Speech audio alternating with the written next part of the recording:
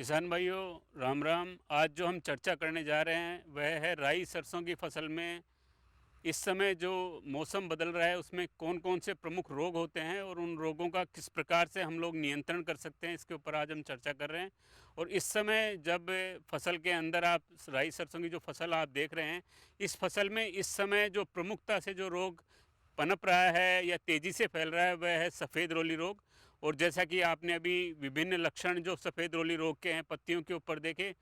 देखिए इस समय जब वातावरण में बहुत अधिक आर्द्रता हो जाती है, तापमान कम होने लग जाता है या सूर्य निकलने की अवधि यानी सूरज बहुत कम समय के लिए निकलता है, तो ऐसी अवस्था के अंदर जो एक फफूंदी जनित रोग है सफ़ेद रोली रोग, इसका प्रकोप शुरू होता है। और यही सफ़ेद रोली रोग आगे चल करके जो पुष्प क्रम है उसके अंदर विकृत आकृति बना देता है, जिसे स्टैग हेड कहते हैं। और स्टैग हेड बनने के बाद में फसल के अंदर बहुत अधिक नुकसान किसान भाइयों को देखा गया है।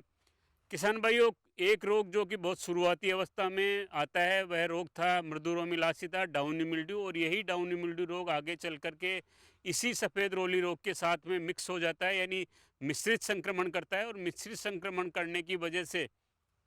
पुष्प क्रम में जो बनने वाले स्टैगर्ड होते हैं वह काफ़ी फूले हुए और मांसल हो जाते हैं। कई बार मृदु रोमिलासिता रोग का अधिक प्रकोप होने की वजह से पत्तियां विकृत हो जाती हैं, साथ ही तना भी विकृत हो जाता है और पौधों से किसी भी प्रकार की उपज नहीं ले जा सकती है। अब जाने किस प्रकार से हम लोग इस रोग का, सफ़ेद रोली रोग का नियंत्रण करें। बहुत शुरुआती अवस्था में जब आपने बीज की बुआई की होगी उस समय आपने ज़रूर ध्यान रखा होगा कि आपको बीजोपचार एप्रोन 35 एसडी नामक फफूंदी नाशक से करना था, 6 ग्राम प्रति किलो बीज की दर से। अगर आपने किया है तो बहुत बढ़िया है। और उसी जो बीजोपचार है उसकी वजह से जो मृदु रोमिलासिता है उसका शुरुआती अवस्था के अंदर किसी भी प्रकार का नुकसान अगर बीजोपचार किया हुआ रहता है तो नहीं हो पाता है।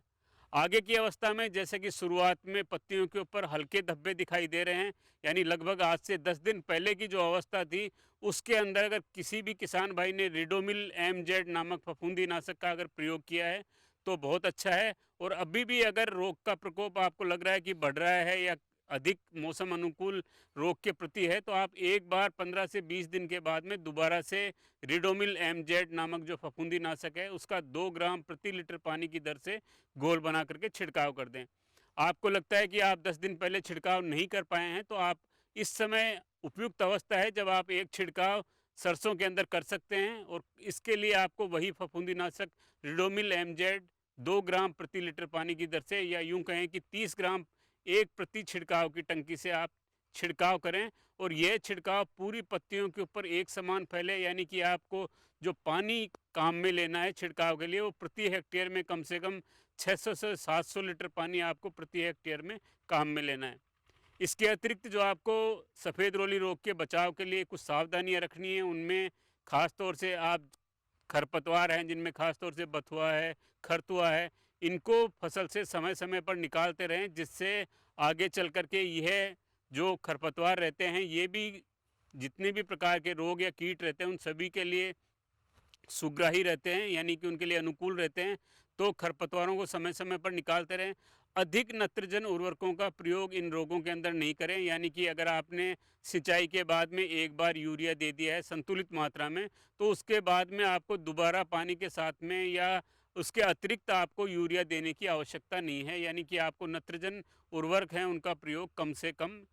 खास तौर से रोग और कीटों से बचाव के समय में नत्रजन उर्वरकों का प्रयोग कम से कम करना है। तो इस प्रकार से हम लोग जो रासायनिक नियंत्रण है फफूंदीनाशक को काम में लेकर के, या जो यांत्रिक कल्चरल जो हमारा नियंत्रण है उससे भी हम लोग इस प्रकार से एक खास तौर से किसान भाई ये भी ध्यान रख सकते हैं, जब आपका इस समय आर्द्रता ज़्यादा है, मौसम बिल्कुल साफ नहीं है, और इस समय दूसरा एक अन्य रोग है जिसके बारे में हम अलग से चर्चा करेंगे, उसका भी प्रकोप इसी समय होता है। तो ऐसी अवस्था के अंदर आप फसल में सिंचाई नहीं करें। यानी इस समय अगर आप फसल में सिंचाई करते हैं, चाहे वह खुले पानी से करें या आप हमारे की जो विधि है उससे सिंचाई कर रहे हैं, तो वह सिंचाई नहीं करें। यही सिंचाई, इस समय की हुई सिंचाई आगे चल करके सफ़ेद रोली और तना गलन दोनों रोगों को बहुत तेज़ी से बढ़ाती है। अतः इस समय सिंचाई नहीं करें। सिंचाई की अगर ज़रूरत है तो फलियों में दाना बनते समय आप लगभग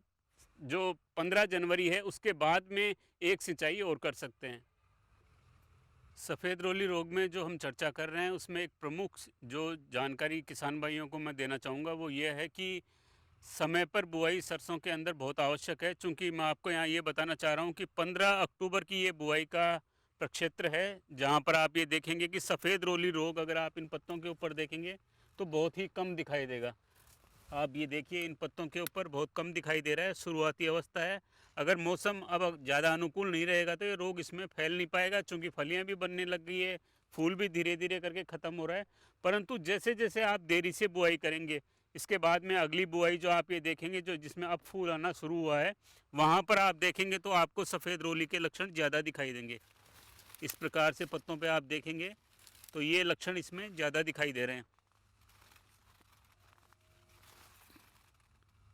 कई बार किसान भाई और भी अधिक देरी से जहाँ बुआई कर रहे हैं, जैसा कि आप इसमें देख रहे हैं, तो ऐसी फसल के अंदर जो पैदावार है बिल्कुल कम रह जाती है। इसकी तुलना में अगर हम ये कहें कि प्रति हेक्टेयर इसके अंदर पैदावार लगभग 28 से 30 क्विंटल आ रही है, तो इसमें पैदावार वही प्रति हेक्टेयर सफ़ेद रोली रोग आने की वजह से जो जो नुकसान होगा उससे करीब 14 से 15 क्विंटल या 16 क्विंटल तक रह जाएगी, जबकि इसके अंदर पैदावार आपकी 5 से 6 क्विंटल या इससे भी कम रह जाएगी। यानी कि केवल एक ही किस्म हमने सब जगह लगा रखी है, लेकिन एक ही किस्म में अलग-अलग समय पर की गई बुआई की वजह से रोगों की अधिकता या रोगों की कमी की वजह से उपज के ऊपर बहुत अधिक प्रभाव पड़ता है। जैसा मैंने आपको बताया कि केवल सफ़ेद रोली रोग की वजह से फसल के अंदर लगभग 30 से 40% तक पैदावार के अंदर नुकसान हो जाता है। राई सरसों की फसल जो आपने इस समय फूल आने की अवस्था में है और बहुत अच्छा बीज आपने काम में लिया, समय पर आपने सिंचाई की है, साथ ही आपने समय के ऊपर उर्वरकों का प्रबंधन भी किया है। यानी कुल मिलाकर के अगर हम ये कहें कि फसल इस समय बहुत अच्छी है, परंतु कुछ मौसम की जो परिस्थितियां हैं जिनके अंदर लंबे समय तक के कोहरा रहना है या बहुत अधिक वातावरण में आर्द्रता बढ़ना है, साथ में जो धूप निकलने की अवधि है, समय है, वो बहुत कम हो जाना है। यानी अगर आप देखेंगे पिछले 2-4 दिन से तो आपको धूप 1 घंटे की भी पूरे दिन के अंदर फसल को नहीं मिल पा रही है। तो ऐसी अवस्था में जब तापमान भी कम रहेगा तो कुछ रोग फसल के अंदर बहुत अधिक नुकसान पहुंचाते हैं, और इन रोगों में एक प्रमुख रोग जो इस समय आता है और उसके लक्षण जो किसान भाई हैं वह पहचान पाते हैं जब फसल की कटाई होती है। यानी रोग की शुरुआत इस समय हो रही है, लेकिन किसान भाई इस रोग को पहचानेंगे जब फसल की कटाई होगी। कई बार आप देखते होंगे कि जब आप फसल की कटाई कर रहे होते हैं उस समय आपके जो सरसों के पौधे हैं वो बीच में से टूटे हुए मिलते हैं। यानी सरसों का पौधा आज जिस समय आप देख रहे हो फरवरी के महीने में नहीं टूटा है। इस फरवरी में जो पौधा टूटा है इसकी शुरुआत दिसंबर के आखिरी या जनवरी के पहले सप्ताह में शुरू हो गई थी। यानी इस समय यह जो प्रमुख रोग है जिसकी हम चर्चा कर रहे हैं, तना गलन रोग है, ये एक फफूंदी जनित रोग है और साथ ही ये मृदा जनित, यानी मृदा मिट्टी है उसके अंदर से इस रोग का प्रकोप प्रारंभ होता है। किसान भाइयों, शुरुआती अवस्था में इस समय आपको पत्तियों के ऊपर काले धब्बे दिखाई देंगे, और ये काले धब्बे अनियमित आकार के होंगे, यानी कोई गोल होगा, कोई विकृत आकार का होगा, और इन धब्बों के चारों ओर हल्का पीलापन या गहरा पीलापन होगा। यानी जो फफूंदी है उससे जो निकलने वाला टॉक्सिन है उसकी वजह से ये पीलापन रहता है। तो इस प्रकार से आप शुरुआत में इस रोग की पहचान कर सकते हैं पत्तियों के ऊपर। धीरे धीरे करके आपको 5-7 दिन बाद में यह रोग तने के ऊपर भी दिखाई देने लगेगा, जहाँ पर आपको तने पर, फलियों के ऊपर और कई बार आपको मृदा जमीन के ऊपर भी आपको सफ़ेद फफूंदी की वृद्धि दिखाई देगी। यानी आपको तने के ऊपर सफ़ेद सी फफूंदी की वृद्धि दिखाई देगी, और यही वृद्धि धीरे धीरे करके तने को घेरने लग जाती है। अनुकूल मौसम में लंबे समय तक विपरीत मौसम रहने की वजह से यह रोग फिर तेज़ी से फैलने लगता है, और जो इसकी फफूंदी है जिसे स्क्लेरोटीनिया के नाम से जाना जाता है, ये फफूंदी पौधे का पूरा पोषण अंदर से ले लेती है, और जब पूरा पोषण वह ख़त्म कर देती है तो जिस जगह से इन्फेक्शन संक्रमण होता है उस जगह से पौधा कमज़ोर हो जाता है, और वह पौधा फिर वहाँ से तने को लेकर के टूट जाता है। यानी यह लक्षण आते आते लगभग आपका 1 से 1.5 महीना लग जाता है। यानी जब आपके तने टूट गया है पौधे का, उस समय अगर आप किसी भी प्रकार का प्रबंधन उपाय करते हैं, यानी कोई भी फफूंदीनाशक काम में लेते हैं, तो आप किसी भी प्रकार का फसल में फ़ायदा नहीं कर पाते हैं। किसान भाइयों, यह रोग बहुत अधिक नुकसान पहुंचाने वाला रोग है। कई बार जब मौसम अनुकूल रहता है रोग के लिए तो लगभग 80% तक फसल के अंदर नुकसान देखा गया है और साधारणतया लगभग 10 से लेकर के 40% तक नुकसान तना गलन रोग की वजह से राई सरसों उत्पादक जितने भी राज्य हैं या जितना भी क्षेत्र है उसके अंदर तना गलन रोग का प्रकोप देखा गया है। क्या उपाय हम लोग इस समय कर सकते हैं, क्योंकि बिल्कुल सही समय पर जानकारी आपको मिल रही है, तो आपको अगर लक्षण दिखाई दे रहे हैं तो बहुत बढ़िया आप जानकारी इकट्ठी कर सकते हैं। परंतु अगर आप लक्षण पहचान नहीं कर पा रहे हैं या खेत में नहीं जा पा रहे हैं और आपको मौसम आपने देख लिया है कि जैसा मैंने बताया उस तरह का मौसम है, तो आपको इस समय बिना समय गंवाए एक फफूंदीनाशक जिसका नाम है बावस्टीन कार्बेंडेजिम नाम से जानी जाती है, 2 ग्राम प्रति लीटर पानी की दर से घोल बना करके यानी 30 ग्राम एक छिड़काव की टंकी में मिला करके छिड़काव करें। या फिर टेबुकोनाजोल नामक एक नया फफूंदीनाशक है, यह 1 मिलीलीटर प्रति लीटर पानी की दर से घोल बना करके इसका भी आप सरसों की फसल में छिड़काव कर सकते हैं। यह छिड़काव आपको पत्तों पे नहीं करना है, यह छिड़काव आपको फूलों के ऊपर से करना है। चूँकि जो ये फफूंदी है, मैं आपको ये भी बताऊंगा कि ये फफूंदी किस प्रकार की होती है। देखिए ये हमने हमारे जो प्रयोगशाला है उसमें इस फफूंदी को तैयार किया हुआ है। आप देखेंगे कि ये फफूंदी की जो सफ़ेद सी वृद्धि है, यही वृद्धि आपको तने के ऊपर दिखाई देगी, पत्तियों के ऊपर दिखाई देती है। और जब ये फफूंदी पौधे से पूरा पोषण ले लेती है तो वो छोटी छोटी काली रचनाएं बना देती है, जैसा कि आप इसमें देख रहे होंगे छोटे छोटे काले काले से बिंदु दिखाई दे रहे हैं। ये छोटे छोटे इनको स्क्लेरोसिया बोला जाता है और ये लगभग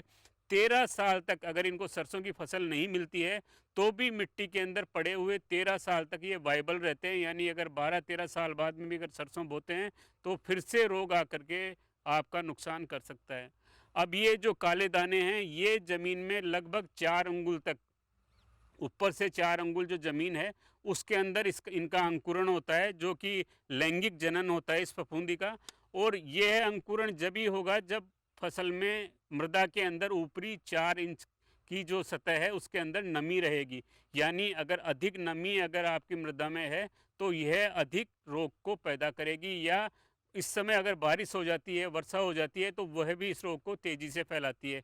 तो अतः आपको जो सबसे बड़ी सावधानी रखनी है या जो हम लोगों ने निष्कर्ष निकाला है उसके अंतर्गत हम ये कहते हैं कि 25 दिसंबर से 15 जनवरी के मध्य में आप खेत में जहाँ सरसों बो रखी है वहाँ पर सिंचाई नहीं करें। यानी ऊपर की सतह अगर सूखी हुई रहेगी तो इन काले दानों को उगने के लिए जो नमी चाहिए वह नहीं मिल पाती है, तो आगे चल कर के रोग का प्रकोप भी कम हो जाता है। जैसा मैंने आपको बताया कि अगर बारिश हो जाती है तो नमी हो जाएगी तो रोग बढ़ेगा। इस ऐसी अवस्था में आपको इसी समय यानी जनवरी के पहले सप्ताह में आपको कार्बेंडेजिम या टेबुकोनाजोल नामक जो फफूंदीनाशक हैं उनका आपको एक बार छिड़काव करना है। और अगर मौसम अधिक अनुकूल रहता है रोग के लिए या अधिक विपरीत रहता है हमारे लिए, तो ऐसी अवस्था के अंदर हमारे को एक बार 15 से 20 दिन बाद में एक बार फिर से छिड़काव कर लेना चाहिए। जहाँ पर आप ऑर्गेनिक सरसों की खेती कर रहे हैं वहाँ पर फफूंदीनाशक का प्रयोग आप नहीं करके अगर आप ट्राइकोडर्मा का छिड़काव करते हैं तो वह भी इस रोग के लिए, रोग में कमी लाने के लिए उपयुक्त पाया गया है।